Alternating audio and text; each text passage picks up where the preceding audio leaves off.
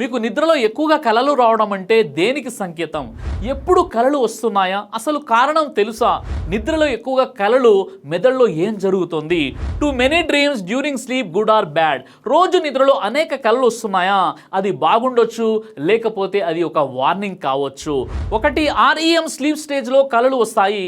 నిద్రలో డీప్ స్లీప్కి ముందు వచ్చేటటువంటి stage REM, rapid eye movement. ఇందులో మెదడు హైపర్ యాక్టివ్ అవుతుంది.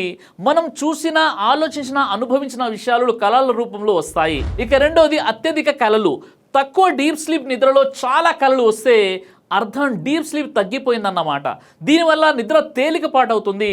శరీరం, మెదడు పూర్తిగా రిఫ్రెష్ కాలేవు. ఇక 3, స్ట్రెస్ లేదా ఓవర్ థింకింగ్ వల్ల కలలు ఎక్కువగా వస్తాయి.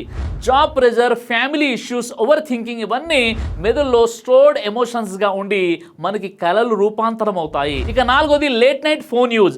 High dream frequency mobile light వల్ల మెలిటోనియం తగ్గుతుంది, శరీర రిథం డిస్టర్బ్ అవుతుంది, డీప్ నిద్ర రాదు, కలలు ఎక్కువగా వస్తాయి. ఎక్కువ కలలు రావడం తప్పు కాదు, కానీ డీప్ స్లీప్ లేకపోతే శరీరానికి, మెదడుకి విశ్రాంతి అనేది ఉండదు. ఈ రీల్ షేర్ చేయండి. రాత్రి నిద్ర మీకు నిజమైన విశ్రాంతినిస్తుందా ఒక్కసారి గమనించండి.